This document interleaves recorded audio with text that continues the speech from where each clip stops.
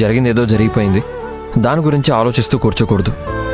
తర్వాత జరగాల్సిన విషయాలేంటో వాటి గురించి ఆలోచించాలి. నేను అదే అనుకుంటున్నాను అల్లుడు గారు. ఈ ఒక్క కారణం చేతైనా లక్ష్మిని మీ ఇంటికి తీసుకెళ్లిపోయి అంతా కలిసిపోయి ఉంటారనుకున్నాను. ఇప్పుడది జరగట్లేదు. ఇలా ఎన్ని రోజులని మీ కుటుంబానికి దూరంగా ఉంటారు చెప్పండి? మీరు దాని గురించి ఆలోచించకండి అత్తయ్య, అదంతా నేను చూసుకుంటాను.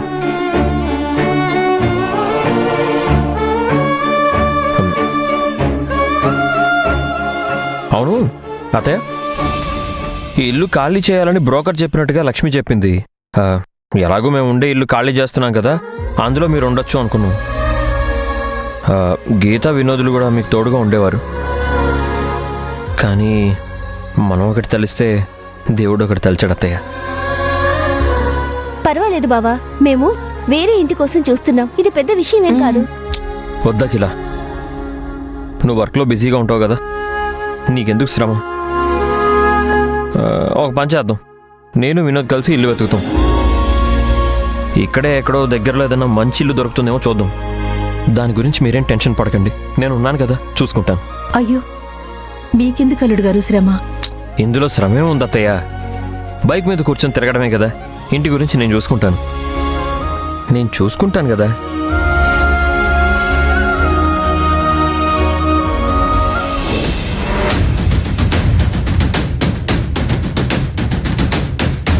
కూర్చో. అత్తయ్య, నేను మీతో ఒక విషయం మాట్లాడాలి. అన్ని విషయాలు మాట్లాడుకుందాం లక్ష్మి, ముందు ఫోన్ చేయి.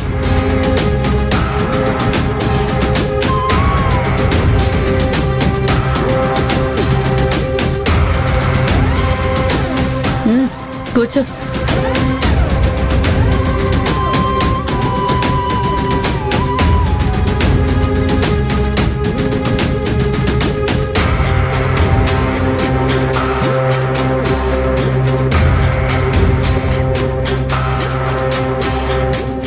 తిను.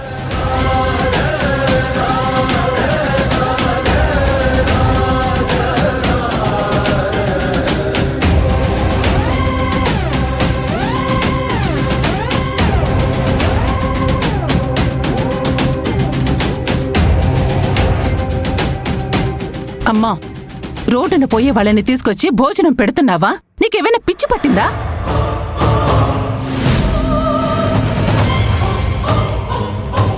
ఎప్పుడు ఏం చేయాలో నేను నీ దగ్గర నేర్చుకోవాల్సిన అవసరం లేదు త్రిపుర. కాసేపు మాట్లాడకుండా ఉండు. ప్రతిసారి ఇలా నోరు ముయించే మీరంతా మోసపోతున్నారు. ఇక మీ ఇష్టం వచ్చినట్టు చేసుకోండి, నేనేం చేయలేను.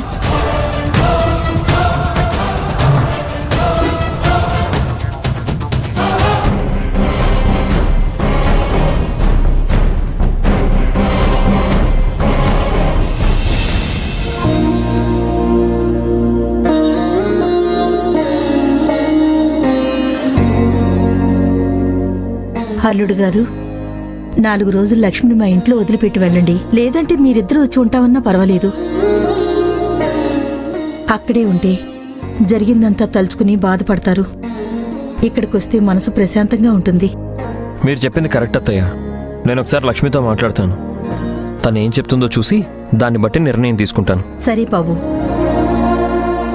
అలాగే మీ అమ్మగారితో ఇలా జరగడానికి కారణం మీరు కాదని అర్థమయ్యేలా చెప్పండి. మళ్ళీ మీ ఇంటికి ఎలా వెళ్లాలో ఆలోచించండి. మీరంతా కలిసిపోవాలని కోరుకుంటున్నాం. ఎప్పటికైనా మా అమ్మ మమ్మల్ని అర్థం చేసుకుంటుంది.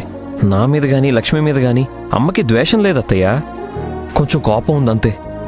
ఆ కోపం ఏదో ఒక రోజు చల్లారిపోతుంది. మేము మా ఇంటికి వెళ్ళిపోతాం.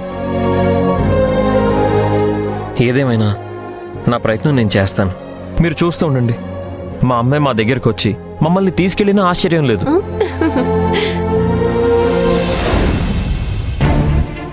కాలం గడిచే కొద్దీ అన్నీ సర్దుకుంటాయని నువ్వు అనుకుంటున్నావా లక్ష్మి? అవునత్తయ్య, అన్నింటికి టైం వస్తుంది. అప్పుడు మీకే నిజాలు అర్థమవుతాయని నాకు నమ్మకం ఉంది. నమ్మకం ఉంటే మంచిదే లక్ష్మి.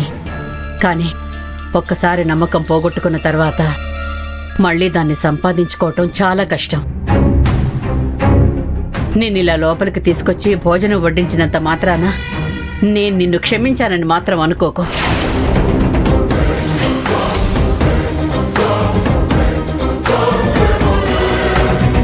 నేనెప్పటికీ నిన్ను క్షమించను. నువ్వు ఈ ఇంటికి వస్తావని కల కూడా కనకు. అది ఎప్పటికీ జరగదు.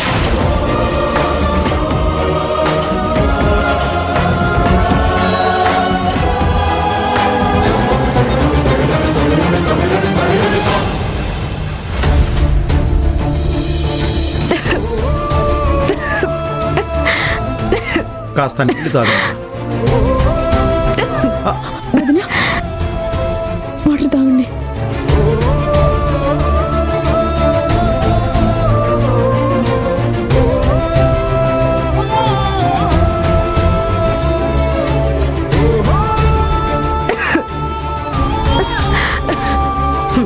ఈ దగ్గు అంత త్వరగా తగ్గదులే.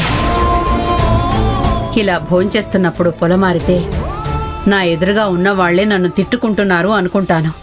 నువ్వు కూడా అలాగే అనుకో లక్ష్మి. ఏంటి ఏంటి అలా చూస్తున్నావు? కోపం వచ్చినప్పుడు శాపం పెడితే సరిపోతుందంట.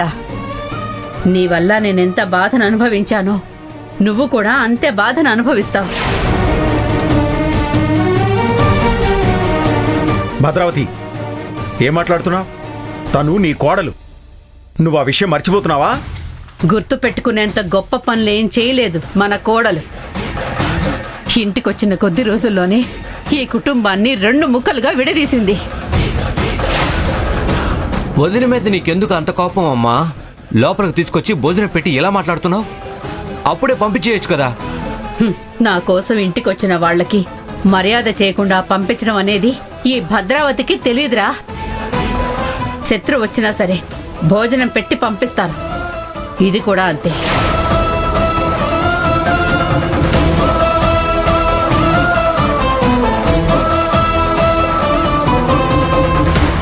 మరీ హద్దులు దాటి మాట్లాడుతున్నావు భద్రావతి.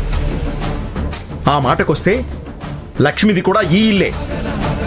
తను ఈ ఇంటికి వచ్చి వెళ్లే అధికారం ఉంది. ఓహో అవునా? సరే అయితే సారీ అమ్మా లక్ష్మి.